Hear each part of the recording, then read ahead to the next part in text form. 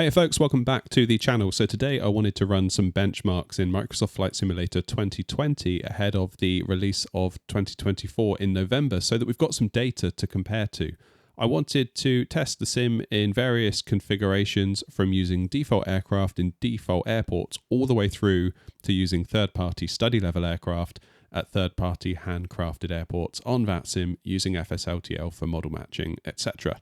So I figured I'd take you all along for the ride, as not only will this serve as comparison data for when Microsoft Flight Sim 2024 launches, it also allows us to see which add-ons for Microsoft Flight Sim 2020 are the heavy hitters when it comes to killing your FPS. So for background, I'm running at 4K with TAA and NVIDIA frame generation enabled at more or less the ultra settings, albeit with a couple of tweaks. I'll run those across the screen for you now to see. I'm also running an AMD 5800 X3D CPU with an NVIDIA 4080 Super, and I'm also running 32GB of 3600 CL16 DDR4 memory. All the recording is taking place on a separate streaming/recording PC, so there's no kind of recording overhead on my sim PC.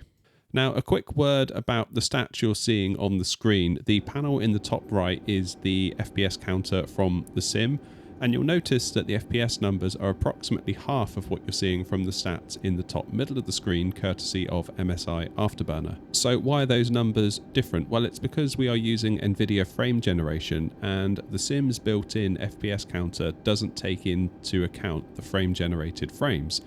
So the top right is showing you the raw FPS from the sim prior to any frame generation taking place. Once frame gen has taken effect, courtesy of NVIDIA, and in general it tends to kind of double what the sim gives you, you'll see that reflected in the stats in the middle from MSI Afterburner. So what's going on right now? What are we looking at? Well, we are in the default Airbus A320neo. Note that this is not the InnyBuilds version 2 of the Neo. It is the original one, the most default of defaults, so to speak. And we are at the default version of Gatwick Airport, and doesn't it look awful? Anyway, we're not here to make facetious remarks about the default version of Gatwick. We're here to look at some numbers.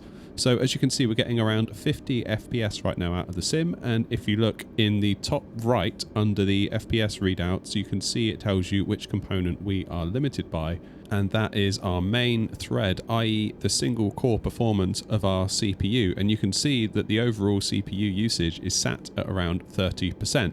Now, I've seen some people get confused by this in the past, asking, well, how can you be CPU limited if your CPU usage is only at 30%? And that is because we are looking at the overall CPU usage. So if you have an 8-core processor, each core accounts for 12.5% of that overall usage. So if you're running a game like The Sim, which is limited by the single core performance of your CPU, one core could be completely maxed out, leaving the others just sat there, maybe taking care of like Windows and any other apps that you might have open in the background, which gives you a low overall CPU usage, as many of your cores are just going to be sat there doing nothing and are of no benefit to the sim, as the sim can't scale well across multiple cores yet.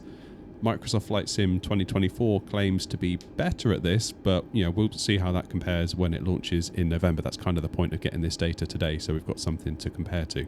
In any case, a default plane at a default airport with no other traffic, this is kind of like a best case scenario, and we're getting around 50 FPS out of the sim and around 100 FPS once FrameGen has doubled it up for us. So let's start introducing our mods and see how far and how quickly our frames per second starts to drop.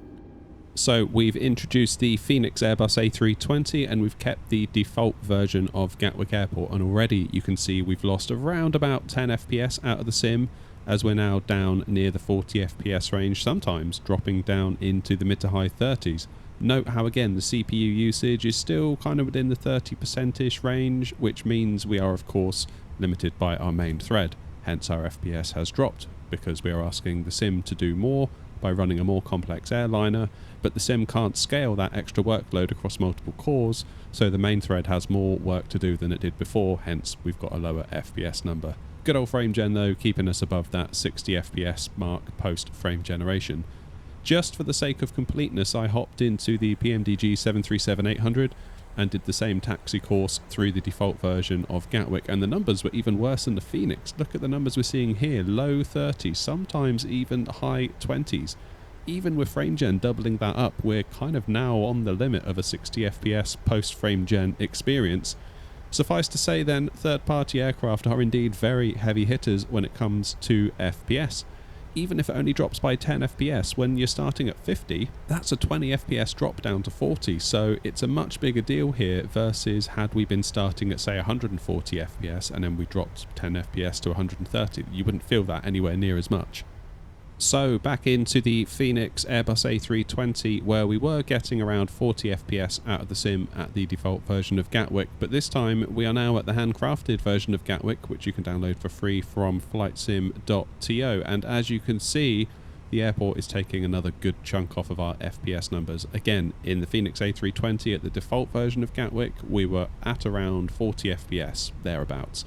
Now we're into the 30s, occasionally seeing numbers in the 20s. So when you add the Fenix on top of what the version of Gatwick here is doing, you add them both together, we're dropping almost half of our original FPS when we were in a default plane at a default airport. Again, all due to being limited by the single thread performance of our CPU. Look at my GPU usage. Oftentimes it's as low as the 50%-ish range. And this is at 4K Ultra. It's barely breaking a sweat, and this is all due to the CPU. I really, really do hope that Microsoft Flight Sim 2024 can start to scale across multiple cores and kind of break this bottleneck that we're seeing here. Next up, I wanted to spawn at a gate and see what sort of a difference GSX makes. So we're parked at gate 567 at the handcrafted version of Gatwick from flightsim.to, and this is without GSX running. And you can see that we're getting around 40 to 45 FPS out of the sim prior to frame generation. But look at that frame timing graph. There's almost like a rhythm to it. And you can see it if you look at the FPS numbers, the way it kind of goes up, then it goes down, then it goes up, then it goes down.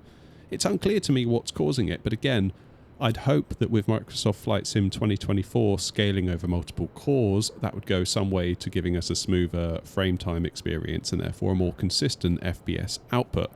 So let's switch over to GSX, and there's not much in it. We're still at around 40 FPS, sometimes 41, sometimes 42, and gone are the weird frame time fluctuations. Now, whether that's the additional workload stopping it fluctuating as high as it was before, I don't know.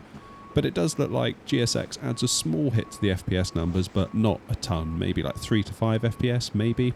And again, GSX would seem to me to be a very good candidate for letting that run on a separate thread in Microsoft Flight Sim 2024. So fingers crossed for that one. All right, let's test VATSIM. So we've had to move airports to Edinburgh, and this is version 2 of the handcrafted version of Edinburgh from Pyreegue. Now, ideally, I would have liked to have kept all the testing at Gatwick for consistency. However, at the time of making this video, there was not a single soul at Gatwick on VATSIM. However, Edinburgh was nice and busy, and I wanted a busy airport on VATSIM to stress test the sim a little bit, as more planes to keep track of, and the whole model matching thing puts a bigger load on our system when there are more planes rolling around the airport. Speaking of model matching, all of the real-world liveries you can see here are courtesy of FSLTL, and I'd encourage you to check that out. So, disconnected from the VATSIM network, you can see we're getting around about 35 FPS out of the sim, and that of course gets doubled up into like the high 60s, 70-ish FPS. So what happens when we connect to the network and we get a load of planes loaded in? And right away you can see that our 35-ish FPS has turned into more of a 30 FPS experience, often going down in the mid to high 20s. Now, this isn't as busy as some airports that you might find on VATSIM, but there's a good few aircraft on the ground here today. But again, we're limited by the main thread. So the more we ask the sim to do, the more bogged down that main thread becomes, as the extra workload can't be handed off to multiple cores very well at all. So the main thread simply takes longer to do everything, hence we see a lower FPS. So compared to the vanilla experience we had at the start, where we were in the default Airbus A320neo at the default version of Gatwick, you can see that loading in third-party study-level aircraft along with handcrafted third-party airports and connecting to the VATSIM network with model matching, you can basically see a reduction in your FPS, by up to almost 50%. Thankfully, we have NVIDIA frame generation to help out, but it's really more of a frame smoothing technology, I think it's fair to say, as the frames that it generates are only, they're only really fake frames. They provide no new data to you as the pilot flying. It just feels a bit smoother. And it really works at its best when you've got a higher FPS to start with. So don't go thinking that, oh, well, if I can only get 15 FPS, frame gen will double it to 30 and that'll be okay. Actually, it'll probably still feel quite rubbish. The other thing, of course, is that the sim does tend to like the X3D chips from AMD. Now, I'm on an older one. I'm on the 5800X3D. There is a newer 7800X3D, which could offer more performance than what we've seen today. And rumour has it that there's going to be an even faster 9800X3D quite soon. Some say even as soon as sometime this month in October, at the time of recording. The question I have right now is how important will the X3D chips be in Microsoft Flight Sim 2024 once it can spread itself out across multiple cores? Will a higher core non-X3D chip be better than a lower core count X3D chip? Would it be a waste of money, say right now, to buy an X3D processor for Microsoft Flight Sim 2020 to then find that it's less effective in 2024 as it can simply just make more use of the cores rather than relying heavily on that 3D Vcache? We saw from the system requirements video that they recommended a 12-core processor for the ideal specification.